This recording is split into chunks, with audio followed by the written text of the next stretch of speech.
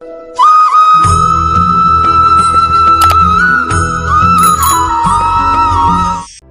সংসারে সব থেকে বেশি কঠিন কাজ কোনটা? কেউ বলবেন যুদ্ধ করা, কেউ বলবেন ধন অর্জন করা, আবার কেউ বলবেন জ্ঞান অর্জন করা সব থেকে বেশি কঠিন। এবার প্রত্যেক ব্যক্তির নিজস্ব অভিজ্ঞতা আছে, আর সেই অনুসারে তার নিজস্ব একটা উত্তর আছে। সাধারণভাবে দেখতে গেলে এই সংসারে সব থেকে কঠিন হলো তপস্যা করা, অর্থাৎ সব কিছু ত্যাগ করে তপস্যায় নিজেকে বিলীন করে দেওয়া। এবার এর থেকে বেশি কঠিন এই সংসারে আর কি বা হতে পারে? এই সংসারে, এই সমাজে, নিজের পরিবারের মধ্যে থেকেও ধৈর্য ধরে সামনে অগ্রসর হওয়া, এটা হলো সব থেকে কঠিন কাজ।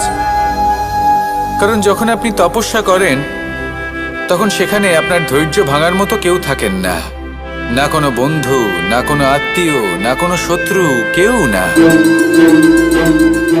কিন্তু যখন আপনি এই সমাজে, এই পরিবারে থাকেন, কোনো না কোনো ব্যক্তি এসে আপনার ধৈর্যের বাঁধ ভেঙে দেওয়ার ক্ষমতা রাখেন। তারা আপনার ধৈর্যের বাঁধ ভেঙে দেয়, আর কখনো কখনো তারা অনিচ্ছাকৃতভাবেই সেটা করে থাকেন। কারণ তাদের মানসিকতা আপনার থেকে আলাদা, তাদের কর্ম আপনার থেকে আলাদা, তাদের দৃষ্টিভঙ্গি আপনার থেকে আলাদা, জীবন যাপন আপনার থেকে আলাদা। সেক্ষেত্রে আপনি ধৈর্যচ্যুত হন, প্রসন্নতা আপনার থেকে ছিনিয়ে নেওয়া হয়। সেই জন্য এই সংসারে, এই পরিবারের থেকেও ধৈর্য ধরে সামনে অগ্রসর হওয়া কোনো পর্বতের শিখরে গিয়ে তপস্যা করার থেকেও অনেক বেশি কঠিন। আর যে ব্যক্তি এই সমাজেই, এই পরিবারে, সেই সকল মানুষের মধ্যে থেকে গিয়েও ধৈর্য ধরে অগ্রসর হতে থাকেন, যারা এই কাজটা শিখে নিতে পারেন, তারাই কিন্তু জীবনে আনন্দ লাভ করতে পারেন। এই ধৈর্যই শেষে আপনার জীবনে প্রসন্নতা বহন করে আনবে। তাই ধৈর্য ধরে জীবনের পথে অগ্রসর হন, আর আমার সাথে ভালোবেসে বলুন, রাধা রাধা। এই জীবনে তিনটি গুরুত্বপূর্ণ শব্দ আছে যা বোঝা আমাদের কাছে খুব গুরুত্বপূর্ণ, এবং এই তিনটি শব্দের নিজস্ব অর্থ আছে। প্রথম হলো সঙ্গবদ্ধতা, অর্থাৎ একসাথে মিলে কাজ করতে হবে, একসাথে মিলে পরিশ্রম করতে হবে, সামনে এগোতে হবে। এরকম করতে পারলে আপনার শক্তি বৃদ্ধি পাবে, আপনার ক্ষমতা বৃদ্ধি পাবে, আপনি এগোতে পারবেন এবং অনেক দূরে যেতে পারবেন। দ্বিতীয় হলো আত্মবিশ্বাস। হেরে যাওয়া বস্তুও আবার জিতে নিতে পারবেন। যদি আপনার নিজের আত্মবিশ্বাস থাকে তাহলে আপনি কখনো পরাজিত হবেন না। এবং তৃতীয় হলো অহংকার। জয়লাভ করার পরেও কিন্তু এটা আপনাকে পরাজিত করতে পারে। সেই জন্য জীবনে সঙ্গবদ্ধ হন, আত্মবিশ্বাস রাখুন, কিন্তু কখনোই অহংকার করবেন না। এই অহংকার আপনার থেকে সব কিছু কেড়ে নিতে পারে। এই অহংকারের জন্যই মথুরাপতি কংস নিজের পতনের দিকে অগ্রসর হয়েছিলেন। এই অহংকারকে ত্যাগ করুন, আর আমার সাথে ভালোবেসে বলুন, রাধা রাধা। আমরা যখনই কোনো গাছের চারা রোপণ করি তখন সবার আগে পরীক্ষা করে দেখি যে যেখানে আমরা চারা রোপণ করতে চলেছি সেখানকার মাটি আদৌ উর্বর কিনা, সেই মাটি সেই চারাকে বাড়তে সাহায্য করবে কিনা। যখন একটা চারা রোপণের আগে আমরা এত কিছু ভাবতে পারি, তাহলে কাউকে বিশ্বাস করার আগে আমরা কেন ভাবি না? জীবনে কখনো এই বিশ্বাসরূপী চারা কোথাও রোপণ করার আগে বোঝার চেষ্টা করুন যে যার ওপর আপনি বিশ্বাস করতে চলেছেন সে কি আদৌ আপনার বিশ্বাসের যোগ্য কি না। ভেবে দেখুন সেই ব্যক্তি ভবিষ্যতে গিয়ে আপনার বিশ্বাস ভাঙতে পারে কি না। এটাও ভেবে দেখুন যে যাকে আপনি বিশ্বাস করতে চলেছেন তাকে আপনি বিশ্বাস করলে নিজের জীবনের উদ্দেশ্যে আপনি অগ্রসর হতে পারবেন কি না। আর তার জন্য প্রয়োজন সঠিক সিদ্ধান্ত, পরখ করা, কোনটা উচিত কোনটা অনুচিত সেটা বোঝা। আর তাতে কিন্তু আপনি সন্দেহবাতিক হবেন না, তাতে আপনি আরো নিপুণ হয়ে উঠবেন। তাই যদি আপনি নিপুণ হয়ে উঠতে চান তাহলে বোঝার চেষ্টা করুন, পরখ করে দেখুন, কোনটা উচিত কোনটা অনুচিত বুঝুন, আর বিশ্বাস তখনই করুন যখন আপনি 100% নিশ্চিত হবেন যে সে বিশ্বাসের যোগ্য। আসুন আমার সাথে ভালোবেসে বলুন, রাধা রাধা। রাধা কখনো কখনো আমার জন্য বড়ই সুগন্ধি আতর নিয়ে আসে, পারিজাত ফুলের মালা নিয়ে আসে আমার প্রসাধন করবে বলে, এবং আমার সব থেকে বেশি প্রিয় মাখন নিজে হাতে বানিয়ে আনে আমাকে নিজে হাতে খাইয়ে দেবে বলে, সবকিছু আমাকে প্রসন্ন করবে বলে। কিন্তু আপনি কখনো ভেবেছেন যে এই আতর কিভাবে বানানো হয়? সহস্র ফুলের পাপড়ি একসাথে পিষে নিতে হয়, তারপরে তার থেকে যে রস নিঃসৃত হয় সেই রস দ্বারাই আতর তৈরি হয়। অনেক সংখ্যক ফুলকে অসীম যন্ত্রণা ভোগ করতে হয়, তবে তারা আমার প্রসাধন সামগ্রী হয়ে উঠতে পারে। দুধ থেকে মাখন তৈরি করার জন্য কতটা পরিমাণ মন্থন সহ্য করতে হয় সেটা আপনি জানেন। ঠিক সেই রকমই হলো আমাদের জীবনও। বিপদও আসে, কঠিন পরিস্থিতিও আসে, এর সম্মুখীন হতে শিখুন। মনে রাখবেন, আপনি হলেন সেই দুধ যাকে মন্থন সহ্য করতে হবে মাখন হয়ে ওঠার জন্য। মনে রাখবেন, আপনি হলেন সেই ফুলের মতন যাদের পিষ্ট হতে হবে সুগন্ধি আতর হয়ে ওঠার জন্য, যাকে এই সংসার পছন্দ করে। কখনো কখনো জীবনে আপনার সাথে খারাপ শুধুমাত্র এই কারণে ঘটে যাতে আপনার শ্রেষ্ঠ রূপ এই সংসারের সামনে আসতে পারে। শুধুমাত্র কঠিন পরিস্থিতি এবং বিপদকে একটা সুযোগ হিসেবে দেখার চেষ্টা করুন। আপনার জন্য এই সংসার বদলে যাবে, সংসারকে দেখার দৃষ্টিভঙ্গি পাল্টে যাবে, আপনার ভাগ্য পাল্টে যাবে, আর এই মন প্রসন্ন হয়ে বলবে, রাধা রাধা। পাশা নামক এই খেলাটি আপনারা নিশ্চয়ই খেলেছেন, না খেলে থাকলে দেখেছেন, আর যদি দেখেও না থাকেন তাহলে নিশ্চিত রূপে শুনেছেন। মহাভারতের এই মহাযুদ্ধ কোথাও না কোথাও এই পাশা নামক খেলার কারণে হয়েছিল। পাশার এই বিচিত্র খেলা, দান, এইসবের কারণে কেউ নিজের মাথায় রাজ মুকুট পরিধান করেছিলেন, আবার সেখানে পরাজিত হওয়ার জন্য কাউকে বনবাসও ভোগ করতে হয়েছিল। কিন্তু এই খেলা সমাপ্ত হওয়ার পরে সমস্ত ঘুঁটি আর এই পাশার ছক একই পুটলিতে স্থান পেল। এটাই হলো আমাদের জীবন। এই সংসারে আমরা জয় পরাজয়ের বিষয়ে এতটাই ভাবি, এত চিন্তা করি যে এই জীবনের খেলার আনন্দটাই উপভোগ করতে পারি না। আর অবশেষে কি হয়? কেউ জয়ী হন, কেউ পরাজিত হন, কিন্তু দুজনেই একই স্থানে পৌঁছে যান। প্রত্যেক ব্যক্তি মৃত্যুর পরে একটি নির্দিষ্ট স্থানেই পৌঁছতে বাধ্য, কিন্তু ততক্ষণ এই জীবন, এই খেলা, তার আনন্দ উপভোগ করুন। এই সংসারে সেই ব্যক্তি শ্রেষ্ঠ স্থানে পৌঁছতে পেরেছেন যিনি এই সংসারকে প্রকাশ প্রদান করেছেন, যিনি কখনো জয় পরাজয় এই বিষয়ে ভাবেননি, শুধু এই জীবনের খেলার আনন্দ উপভোগ করেছেন। এটাই আপনিও করুন, আর আমার সাথে ভালোবেসে বলুন, রাধা রাধা। প্রত্যেক মানুষ নিজের জীবনে দুঃখ অনুভব করেন। প্রত্যেকের দুঃখ আলাদা হতে পারে। কারোর মনে এই দুঃখ থাকে যে সে তার বাবা মায়ের সব ইচ্ছে পূরণ করতে পারেননি। কেউ এটা ভেবে দুঃখ পান যে সে চিরকাল সদাচার করেছেন, সৎকর্ম করেছেন, কিন্তু তাও তাকে দুরাচারী বলে মনে করা হয়। কেউ এটা ভেবেও দুঃখ পান যে তার সামনে যে ব্যক্তি রয়েছেন তার চোখে তিনি শত্রু হয়ে উঠেছেন বা দুষ্ট হয়ে উঠেছেন, যেখানে তিনি হয়তো কোনো অনুচিত কাজই করেননি। এবার এই সমস্ত বিষয় নিয়ে ভেবে নিজের ব্যক্তিত্ব নিয়ে সন্দেহ প্রকাশ করবেন না। যদি নিজের ব্যক্তিত্ব নিয়ে কোনো সন্দেহ থেকে থাকে তাহলে কর্ম সংক্রান্ত প্রশ্ন করুন যে আপনি যা করেছেন তাতে কি উচিত ছিল, কি অনুচিত ছিল।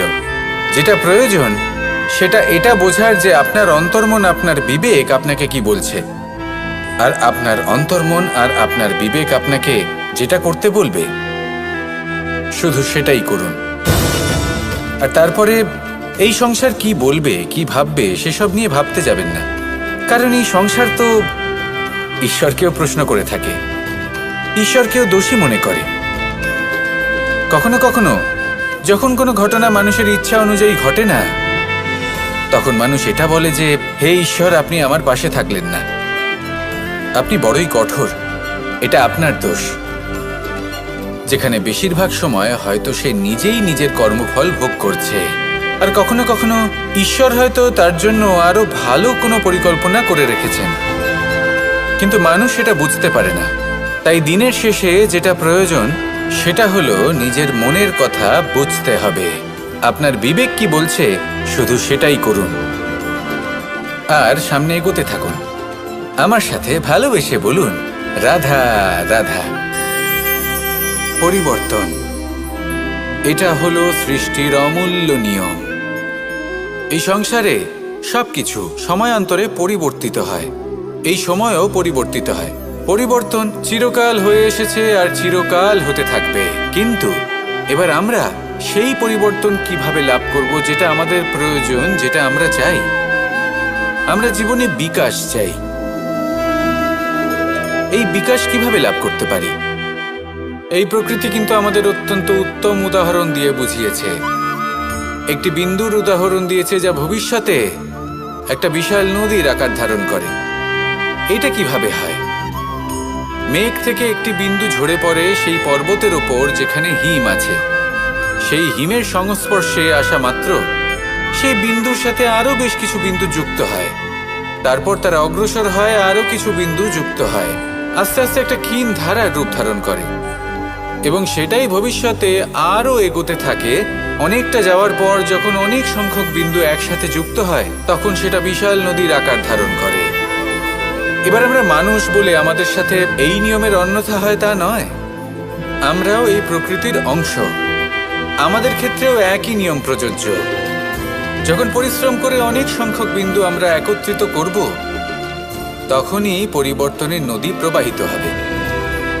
প্রয়োজন হলো নিরন্তর পরিশ্রম করা এবং ধৈর্য ধরা।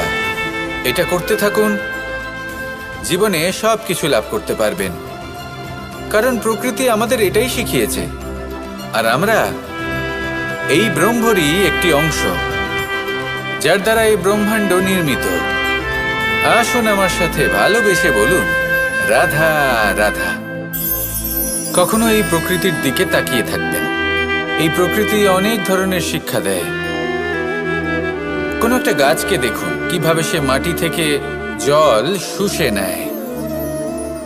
সে ঝড় হোক বা হোক কড়া রোদ সব সহ্য করে এবং অবশেষে সে ফল ধারণ করে।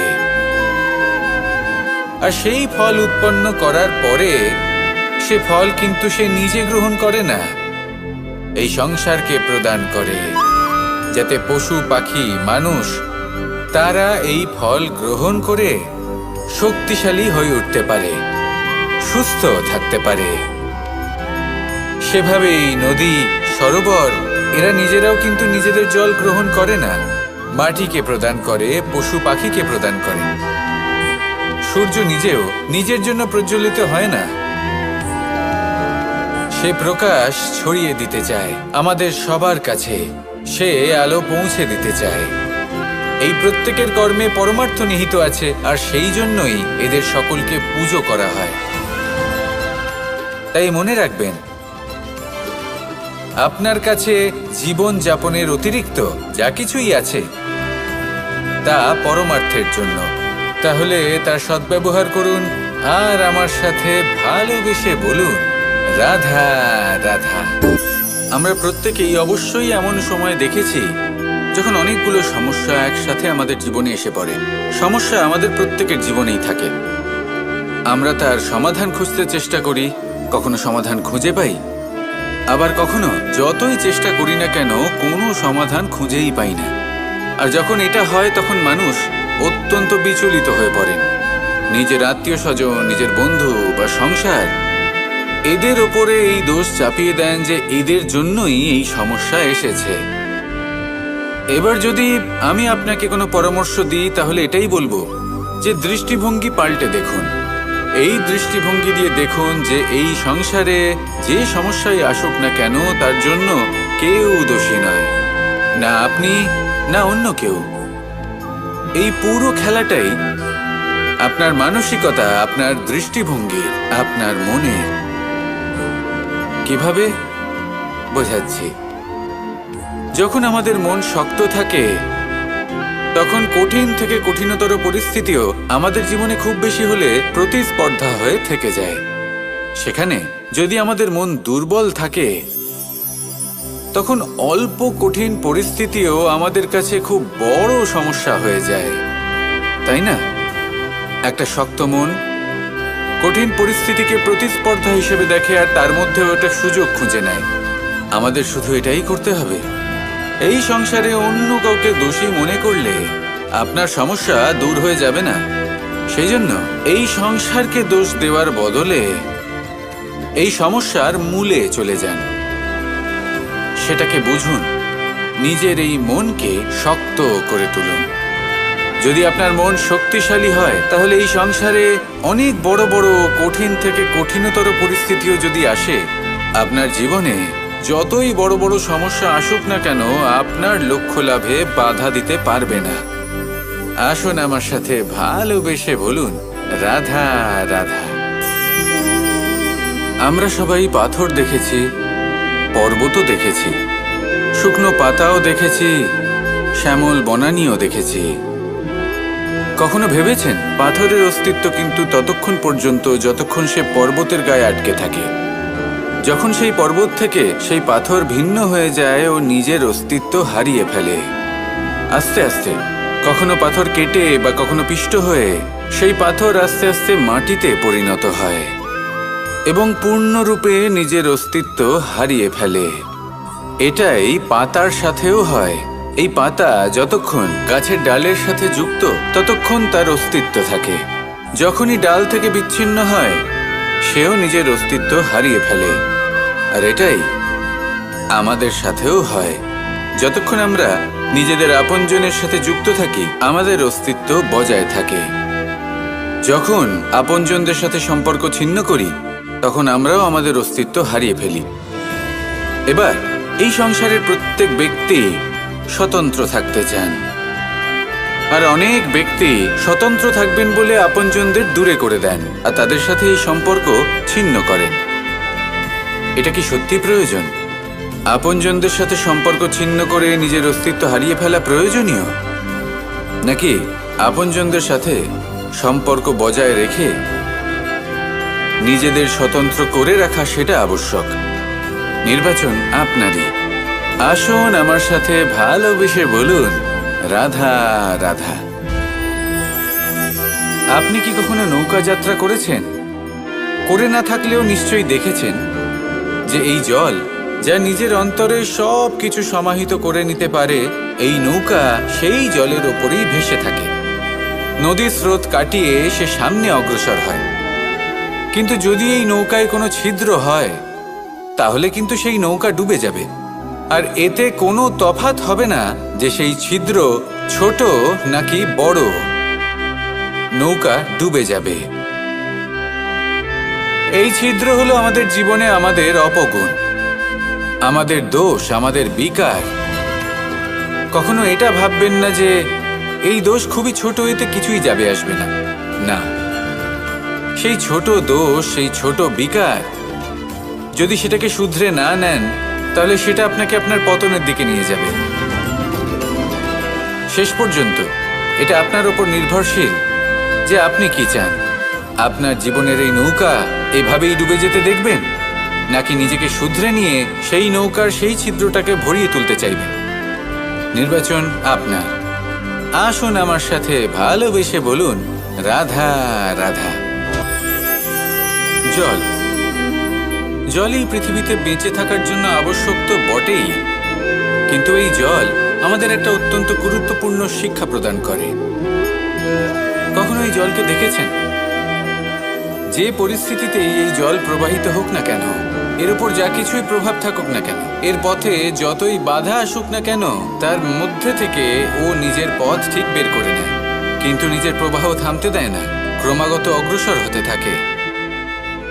সেরকমই একটা শিক্ষা যেটা আমরা জল থেকে পেয়ে থাকি, তা হলো এটা: আমরা যখন জলের দিকে তাকাই, তখন আমরা নিজের প্রতিবিম্ব দেখি, স্পষ্টভাবে দেখতে পাই। কিন্তু তখনই দেখতে পাই যখন এই জল শান্ত থাকে, স্থির থাকে। যদি এই জল অশান্ত হয়ে থাকে, স্থির না হয়, তাহলে আমরা এতে নিজের প্রতিবিম্ব দেখতে পাই না। এটাই আমাদের মনের সাথেও হয়ে থাকে। যখনই জীবনে কোনো সংকট আসে, যদি আমরা শান্ত মনে, স্থির মনে সিদ্ধান্ত নিই, তাহলে সেটা এমন একটা শীতল সিদ্ধান্ত হবে যেটা আমাদের ভবিষ্যৎকে একটা শ্রেষ্ঠ স্থানে নিয়ে যাবে। যদি এই মন অশান্ত হয়, বিচলিত হয়, পীড়িত হয়, দুঃখিত হয়ে থাকে, রুষ্ট হয়ে থাকে, তাহলে অনেক সময় আমরা এমন সিদ্ধান্ত নিই যেটা আমাদের জন্য অনুচিত প্রমাণিত হয়। যখন আপনি ক্রুদ্ধ ছিলেন বা দুঃখের বশে ছিলেন, তখন অনেক সময় হয়তো এমন সিদ্ধান্ত নিয়েছেন যেটার জন্য ভবিষ্যতে আপনি অনুশোচনা করেছেন। এবার দেখুন, এই আবেগগুলো থেকে আমরা পালাতে পারবো না, কিন্তু এই আবেগগুলো আপনার উপর কতটা প্রভাব ফেলবে সেটা আমরা অবশ্যই ঠিক করতে পারি। এই মনকে আমরা নিয়ন্ত্রণ করতে পারি। এটাই করুন, চিন্তা করুন, এই মনকে শান্ত রাখুন, স্থির হতে চেষ্টা করুন, আর তারপরে সিদ্ধান্ত নিন। আসুন আমার সাথে ভালোবেসে বলুন, রাধা রাধা। এই সংসারে ভৌতিক বস্তুরও নিয়তি আছে। যারাই এই সংসারে আসে বা উৎপন্ন হয়, তারা কিছুমাত্র সময় পর্যন্তই এখানে থাকতে পারে, আর তারপরে সেও লুপ্ত হয়ে যায়, অর্থাৎ সে নিজেও এই পঞ্চমহাভূতে সমাহিত হয়ে যায়। আমাদের সাথেও ঠিক এটাই হয়। সেই জন্যই ঈশ্বর দ্বারা প্রদত্ত এই উপহারের বিষয়ে ভাবুন, এই জীবনের বিষয়ে ভাবুন। ঠিক যেমন বিশ্বাস ভঙ্গ হলে কোনো ব্যক্তি আমাদের কাছে অপরিচিত হয়ে যান, ঠিক সেরকমই শেষ নিঃশ্বাস ত্যাগের পর এই শরীরও আমাদের কাছে পরই হয়ে যায়। তাই এই শরীর থাকাকালীন শ্রেষ্ঠভাবে একে সদ্ব্যবহার করুন, এই জীবনে শ্রেষ্ঠ কর্ম করুন। আর এই জীবনকে শ্রেষ্ঠভাবে যাপন করার জন্য কিছু কথা বোঝা প্রয়োজনীয়। যদি আপনি কারোর প্রশংসা করেন, তাহলে পূর্ণ হৃদয় দিয়ে করুন। যদি আপনি হস্তক্ষেপ করে থাকেন, তাহলে মস্তিষ্ক দ্বারা করুন। যদি আপনি সমীক্ষা করেন, তাহলে বিবেক দ্বারা করুন। যদি আপনি ধন অর্জন করতে চান, তাহলে নীতি অনুসারে চলুন। যদি জীবনযাপন করতে চান, তাহলে রীতি মেনে করুন। আর যদি ঈশ্বরের ভজন করতে চান, তাহলে ভক্তিভাব নিয়ে করুন। শুধু এই কথা মনে রাখবেন যে আপনার এই জীবন কিন্তু অনিশ্চিত কাল পর্যন্তই আছে। কতক্ষণ আছে সেটা কেউ জানে না। তাই কিছু মুহূর্ত যেটা যাপন করতে আমরা এখানে এসেছি, সেখানে ক্রোধ, অহংকার, ঈর্ষা, এইসব আবেগের কি গুরুত্ব বলুন তো? এগুলো ত্যাগ করুন। মানুষকে ক্ষমা করতে শিখুন, আস্তে আস্তে বিশ্বাস করতে শিখুন। এই সংসারে নিঃস্বার্থভাবে প্রেম করতে শিখুন, আর সবার মধ্যে আনন্দ বিতরণ করুন। তাই এই সব গুণ যদি আপনি আত্মসাৎ করতে পারেন, তাহলে আপনার জীবনে শুধু আনন্দ এবং আনন্দই বিরাজমান হবে। আসুন আমার সাথে ভালোবেসে বলুন, রাধা রাধা। এই সংসারে সব থেকে বেশি কঠিন কাজ কোনটা? কেউ বলবেন যুদ্ধ করা, কেউ বলবেন ধন অর্জন করা, আবার কেউ বলবেন জ্ঞান অর্জন করা সব থেকে বেশি কঠিন। এবার প্রত্যেক ব্যক্তির নিজস্ব অভিজ্ঞতা আছে, আর সেই অনুসারে তার নিজস্ব একটা উত্তর আছে। সাধারণভাবে দেখতে গেলে এই সংসারে সব থেকে কঠিন হলো তপস্যা করা, অর্থাৎ সব কিছু ত্যাগ করে তপস্যায় নিজেকে বিলীন করে দেওয়া। এবার এর থেকে বেশি কঠিন এই সংসারে আর কি বা হতে পারে?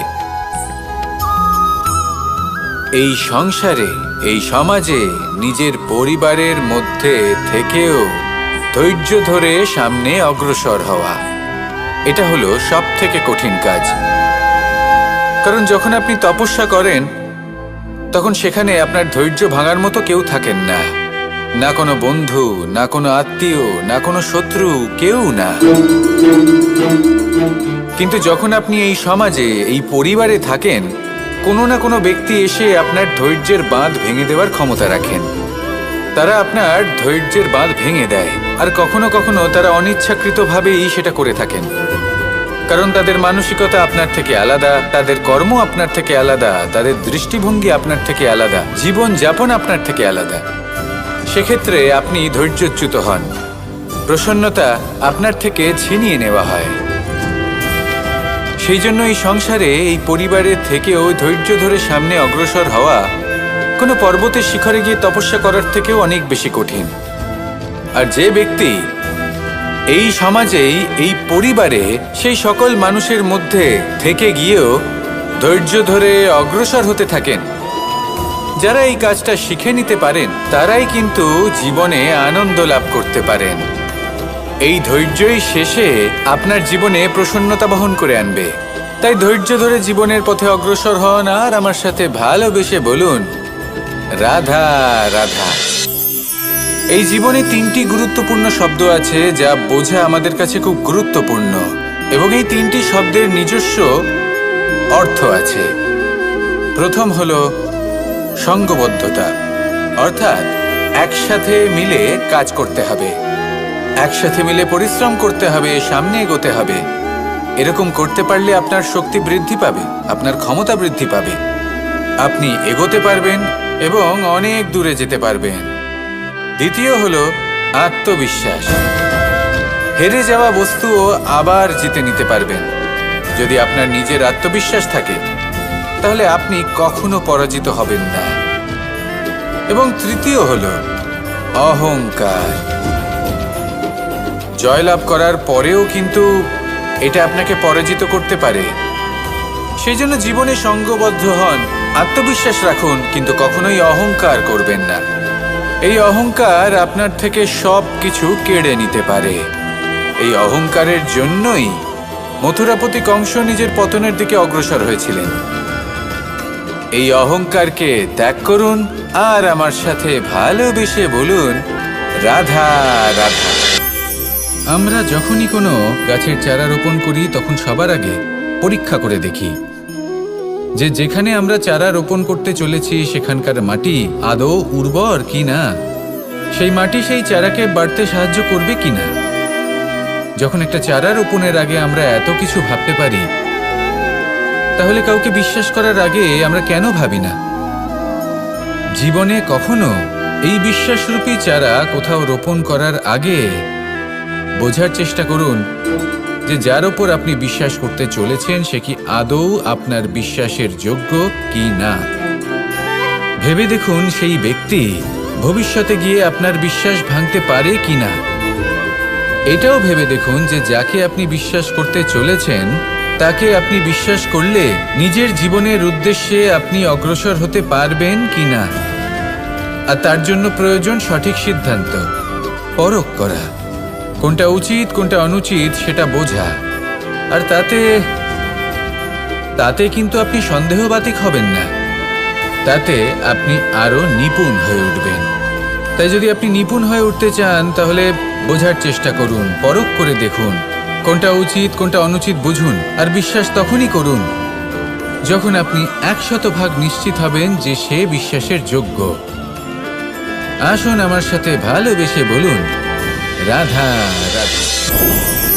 রাধা কখনো কখনো আমার জন্য বড়ই সুগন্ধি আতর নিয়ে আসে, পারিজাত ফুলের মালা নিয়ে আসে আমার প্রসাধন করবে বলে, এবং আমার সব থেকে বেশি প্রিয় মাখন নিজে হাতে বানিয়ে আনে আমাকে নিজে হাতে খাইয়ে দেবে বলে, সবকিছু আমাকে প্রসন্ন করবে বলে। কিন্তু আপনি কখনো ভেবেছেন যে এই আতর কিভাবে বানানো হয়? সহস্র ফুলের পাপড়ি একসাথে পিষে নিতে হয়, তারপরে তার থেকে যে রস নিঃসৃত হয় সেই রস দ্বারাই আতর তৈরি হয়। অনেক সংখ্যক ফুলকে অসীম যন্ত্রণা ভোগ করতে হয়, তবে তারা আমার প্রসাধন সামগ্রী হয়ে উঠতে পারে। দুধ থেকে মাখন তৈরি করার জন্য কতটা পরিমাণ মন্থন সহ্য করতে হয় সেটা আপনি জানেন। ঠিক সেই রকমই হলো আমাদের জীবনও। বিপদও আসে, কঠিন পরিস্থিতিও আসে, এর সম্মুখীন হতে শিখুন। মনে রাখবেন আপনি হলেন সেই দুধ যাকে মন্থন সহ্য করতে হবে মাখন হয়ে ওঠার জন্য। মনে রাখবেন আপনি হলেন সেই ফুলের মতন যাদের পিষ্ট হতে হবে সুগন্ধি আতর হয়ে ওঠার জন্য, যাকে এই সংসার পছন্দ করে। কখনো কখনো জীবনে আপনার সাথে খারাপ শুধুমাত্র এই কারণে ঘটে যাতে আপনার শ্রেষ্ঠ রূপ এই সংসারের সামনে আসতে পারে। শুধুমাত্র কঠিন পরিস্থিতি এবং বিপদকে একটা সুযোগ হিসেবে দেখার চেষ্টা করুন। আপনার জন্য এই সংসার বদলে যাবে, সংসারকে দেখার দৃষ্টিভঙ্গি পাল্টে যাবে, আপনার ভাগ্য পাল্টে যাবে, আর এই মন প্রসন্ন হয়ে বলবে রাধা রাধা। পাশা নামক এই খেলাটি আপনারা নিশ্চয়ই খেলেছেন, না খেলে থাকলে দেখেছেন, আর যদি দেখেও না থাকেন তাহলে নিশ্চিত রূপে শুনেছেন। মহাভারতের এই মহাযুদ্ধ কোথাও না কোথাও এই পাশা নামক খেলার কারণে হয়েছিল। পাশার এই বিচিত্র খেলা, দান, এইসবের কারণে কেউ নিজের মাথায় রাজ মুকুট পরিধান করেছিলেন, আবার সেখানে পরাজিত হওয়ার জন্য কাউকে বনবাসও ভোগ করতে হয়েছিল। কিন্তু এই খেলা সমাপ্ত হওয়ার পরে সমস্ত ঘুঁটি আর এই পাশার ছক একই পুটলিতে স্থান পেল। এটাই হলো আমাদের জীবন। এই সংসারে আমরা জয় পরাজয়ের বিষয়ে এতটাই ভাবি, এত চিন্তা করি যে এই জীবনের খেলার আনন্দটাই উপভোগ করতে পারি না। আর অবশেষে কি হয়? কেউ জয়ী হন, কেউ পরাজিত হন, কিন্তু দুজনেই একই স্থানে পৌঁছে যান। প্রত্যেক ব্যক্তি মৃত্যুর পরে একটি নির্দিষ্ট স্থানেই পৌঁছতে বাধ্য, কিন্তু ততক্ষণ এই জীবন, এই খেলা, তার আনন্দ উপভোগ করুন। এই সংসারে সেই ব্যক্তি শ্রেষ্ঠ স্থানে পৌঁছতে পেরেছেন যিনি এই সংসারকে প্রকাশ প্রদান করেছেন, যিনি কখনো জয় পরাজয় এই বিষয়ে ভাবেননি, শুধু এই জীবনের খেলার আনন্দ উপভোগ করেছেন। এটাই আপনিও করুন, আর আমার সাথে ভালোবেসে বলুন রাধা রাধা। প্রত্যেক মানুষ নিজের জীবনে দুঃখ অনুভব করেন। প্রত্যেকের দুঃখ আলাদা হতে পারে। কারোর মনে এই দুঃখ থাকে যে সে তার বাবা মায়ের সব ইচ্ছে পূরণ করতে পারেননি। কেউ এটা ভেবে দুঃখ পান যে সে চিরকাল সদাচার করেছেন, সৎকর্ম করেছেন, কিন্তু তাও তাকে দুরাচারী বলে মনে করা হয়। কেউ এটা ভেবেও দুঃখ পান যে তার সামনে যে ব্যক্তি রয়েছেন তার চোখে তিনি শত্রু হয়ে উঠেছেন বা দুষ্ট হয়ে উঠেছেন, যেখানে তিনি হয়তো কোনো অনুচিত কাজই করেননি। এবার এই সমস্ত বিষয় নিয়ে ভেবে নিজের ব্যক্তিত্ব নিয়ে সন্দেহ প্রকাশ করবেন না। যদি নিজের ব্যক্তিত্ব নিয়ে কোনো সন্দেহ থেকে থাকে তাহলে কর্ম সংক্রান্ত প্রশ্ন করুন যে আপনি যা করেছেন তাতে কি উচিত ছিল, কি অনুচিত ছিল। যেটা প্রয়োজন সেটা এটা বোঝার যে আপনার অন্তর্মন, আপনার বিবেক আপনাকে কি বলছে, আর আপনার অন্তর্মন আর আপনার বিবেক আপনাকে যেটা করতে বলবে শুধু সেটাই করুন। আর তারপরে এই সংসার কি বলবে, কি ভাববে সেসব নিয়ে ভাবতে যাবেন না, কারণ এই সংসার তো ঈশ্বরকেও প্রশ্ন করে থাকে, ঈশ্বরকেও দোষী মনে করে। কখনো কখনো যখন কোনো ঘটনা মানুষের ইচ্ছা অনুযায়ী ঘটে না, তখন মানুষ এটা বলে যে হে ঈশ্বর, আপনি আমার পাশে থাকলেন না, আপনি বড়ই কঠোর, এটা আপনার দোষ। যেখানে বেশিরভাগ সময় হয়তো সে নিজেই নিজের কর্মফল ভোগ করছে, আর কখনো কখনো ঈশ্বর হয়তো তার জন্য আরো ভালো কোনো পরিকল্পনা করে রেখেছেন, কিন্তু মানুষ সেটা বুঝতে পারে না। তাই দিনের শেষে যেটা প্রয়োজন সেটা হলো নিজের মনের কথা বুঝতে হবে। আপনার বিবেক কি বলছে শুধু সেটাই করুন, আর সামনে এগোতে থাকুন। আমার সাথে ভালোবেসে বলুন রাধা রাধা। পরিবর্তন, এটা হলো সৃষ্টির অমূল্য নিয়ম। এই সংসারে সবকিছু সময়ান্তরে পরিবর্তিত হয়, এই সময়ও পরিবর্তিত হয়। পরিবর্তন চিরকাল হয়ে এসেছে আর চিরকাল হতে থাকবে, কিন্তু এবার আমরা সেই পরিবর্তন কিভাবে লাভ করব যেটা আমাদের প্রয়োজন, যেটা আমরা চাই। আমরা জীবনে বিকাশ চাই। এই বিকাশ কিভাবে লাভ করতে পারি? এই প্রকৃতি কিন্তু আমাদের অত্যন্ত উত্তম উদাহরণ দিয়ে বুঝিয়েছে।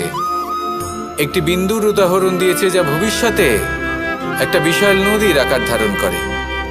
এটা কিভাবে হয়? মেঘ থেকে একটি বিন্দু ঝরে পড়ে সেই পর্বতের ওপর যেখানে হিম আছে। সেই হিমের সংস্পর্শে আসা মাত্র সেই বিন্দুর সাথে আরো বেশ কিছু বিন্দু যুক্ত হয়, তারপর তারা অগ্রসর হয়, আরো কিছু বিন্দু যুক্ত হয়, আস্তে আস্তে একটা ক্ষীণ ধারার রূপ ধারণ করে, এবং সেটাই ভবিষ্যতে আরো এগোতে থাকে অনেকটা যাওয়ার পর যখন অনেক সংখ্যক বিন্দু একসাথে যুক্ত হয় তখন সেটা বিশাল নদীর আকার ধারণ করে। এবার আমরা মানুষ বলে আমাদের সাথে এই নিয়মের অন্যথা হয় তা নয়। আমরাও এই প্রকৃতির অংশ, আমাদের ক্ষেত্রেও একই নিয়ম প্রযোজ্য। যখন পরিশ্রম করে অনেক সংখ্যক বিন্দু আমরা একত্রিত করব তখনই পরিবর্তনের নদী প্রবাহিত হবে। প্রয়োজন হলো নিরন্তর পরিশ্রম করা এবং ধৈর্য ধরা। এটা করতে থাকুন, জীবনে সব কিছু লাভ করতে পারবেন। কারণ প্রকৃতি আমাদের এটাই শিখিয়েছে, আর আমরা এই ব্রহ্মরই একটি অংশ, যার দ্বারা এই ব্রহ্মাণ্ড নির্মিত। আসুন আমার সাথে ভালোবেসে বলুন, রাধা রাধা। কখনো এই প্রকৃতির দিকে তাকিয়ে থাকবেন। এই প্রকৃতি অনেক ধরনের শিক্ষা দেয়। কোনো একটা গাছকে দেখুন কিভাবে সে মাটি থেকে জল শুষে নেয়। সে ঝড় হোক বা হোক কড়া রোদ সব সহ্য করে এবং অবশেষে সে ফল ধারণ করে। আর সেই ফল উৎপন্ন করার পরে সে ফল কিন্তু সে নিজে গ্রহণ করে না, এই সংসারকে প্রদান করে, যাতে পশু পাখি মানুষ তারা এই ফল গ্রহণ করে শক্তিশালী হয়ে উঠতে পারে, সুস্থ থাকতে পারে। সেভাবেই নদী, সরোবর এরা নিজেরাও কিন্তু নিজেদের জল গ্রহণ করে না, মাটিকে প্রদান করে, পশু পাখিকে প্রদান করে। সূর্য নিজেও নিজের জন্য প্রজ্বলিত হয় না, সে প্রকাশ ছড়িয়ে দিতে চায় আমাদের সবার কাছে, সে আলো পৌঁছে দিতে চায়। এই প্রত্যেকের কর্মে পরমার্থ নিহিত আছে, আর সেই জন্যই এদের সকলকে পুজো করা হয়। তাই মনে রাখবেন,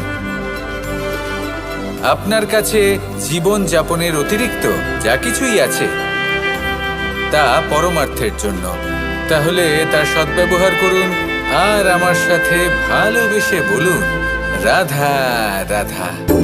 আমরা প্রত্যেকেই অবশ্যই এমন সময় দেখেছি যখন অনেকগুলো সমস্যা একসাথে আমাদের জীবনে এসে পড়ে। সমস্যা আমাদের প্রত্যেকের জীবনেই থাকে। আমরা তার সমাধান খুঁজতে চেষ্টা করি, কখনো সমাধান খুঁজে পাই, আবার কখনো যতই চেষ্টা করি না কেন কোনো সমাধান খুঁজেই পাই না। আর যখন এটা হয় তখন মানুষ অত্যন্ত বিচলিত হয়ে পড়েন। নিজের আত্মীয় স্বজন, নিজের বন্ধু বা সংসার এদের ওপরে এই দোষ চাপিয়ে দেন যে এদের জন্যই এই সমস্যা এসেছে। এবার যদি আমি আপনাকে কোনো পরামর্শ দিই তাহলে এটাই বলবো যে দৃষ্টিভঙ্গি পাল্টে দেখুন। এই দৃষ্টিভঙ্গি দিয়ে দেখুন যে এই সংসারে যে সমস্যাই আসুক না কেন তার জন্য কেউ দোষী নয়, না আপনি না অন্য কেউ। এই পুরো খেলাটাই আপনার মানসিকতা, আপনার দৃষ্টিভঙ্গি, আপনার মনের। কিভাবে বোঝাচ্ছি? যখন আমাদের মন শক্ত থাকে তখন কঠিন থেকে কঠিনতর পরিস্থিতিও আমাদের জীবনে খুব বেশি হলে প্রতিস্পর্ধা হয়ে থেকে যায়। সেখানে যদি আমাদের মন দুর্বল থাকে তখন অল্প কঠিন পরিস্থিতিও আমাদের কাছে খুব বড় সমস্যা হয়ে যায়, তাই না? একটা শক্ত মন কঠিন পরিস্থিতিকে প্রতিস্পর্ধা হিসেবে দেখে আর তার মধ্যে ওটা সুযোগ খুঁজে নেয়। আমাদের শুধু এটাই করতে হবে। এই সংসারে অন্য কাউকে দোষী মনে করলে আপনার সমস্যা দূর হয়ে যাবে না। সেই জন্য এই সংসারকে দোষ দেওয়ার বদলে এই সমস্যার মূলে চলে যান, সেটাকে বুঝুন, নিজের এই মনকে শক্ত করে তুলুন। যদি আপনার মন শক্তিশালী হয় তাহলে এই সংসারে অনেক বড় বড় কঠিন থেকে কঠিনতর পরিস্থিতিও যদি আসে, আপনার জীবনে যতই বড় বড় সমস্যা আসুক না কেন আপনার লক্ষ্য লাভে বাধা দিতে পারবে না। আসুন আমার সাথে ভালোবেসে বলুন, রাধা রাধা। আমরা সবাই পাথর দেখেছি, পর্বতও দেখেছি, শুকনো পাতাও দেখেছি, শ্যামল বনানীও দেখেছি। কখনো ভেবেছেন পাথরের অস্তিত্ব কিন্তু ততক্ষণ পর্যন্ত যতক্ষণ সে পর্বতের গায়ে আটকে থাকে। যখন সেই পর্বত থেকে সেই পাথর ভিন্ন হয়ে যায় ও নিজের অস্তিত্ব হারিয়ে ফেলে। আস্তে আস্তে কখনো পাথর কেটে বা কখনো পিষ্ট হয়ে সেই পাথর আস্তে আস্তে মাটিতে পরিণত হয় এবং পূর্ণরূপে নিজের অস্তিত্ব হারিয়ে ফেলে। এটাই পাতার সাথেও হয়। এই পাতা যতক্ষণ গাছের ডালের সাথে যুক্ত ততক্ষণ তার অস্তিত্ব থাকে। যখনই ডাল থেকে বিচ্ছিন্ন হয় সেও নিজের অস্তিত্ব হারিয়ে ফেলে। আর এটাই আমাদের সাথেও হয়। যতক্ষণ আমরা নিজেদের আপনজনের সাথে যুক্ত থাকি আমাদের অস্তিত্ব বজায় থাকে। যখন আপনজনদের সাথে সম্পর্ক ছিন্ন করি তখন আমরাও আমাদের অস্তিত্ব হারিয়ে ফেলি। এবার এই সংসারের প্রত্যেক ব্যক্তি স্বতন্ত্র থাকতে চান, আর অনেক ব্যক্তি স্বতন্ত্র থাকবেন বলে আপনজনদের দূরে করে দেন আর তাদের সাথে এই সম্পর্ক ছিন্ন করেন। এটা কি সত্যি প্রয়োজন? আপনজনদের সাথে সম্পর্ক ছিন্ন করে নিজের অস্তিত্ব হারিয়ে ফেলা প্রয়োজনীয়, নাকি আপনজনদের সাথে সম্পর্ক বজায় রেখে নিজেদের স্বতন্ত্র করে রাখা সেটা আবশ্যক? নির্বাচন আপনারই। আসুন আমার সাথে ভালোবেসে বলুন রাধা রাধা।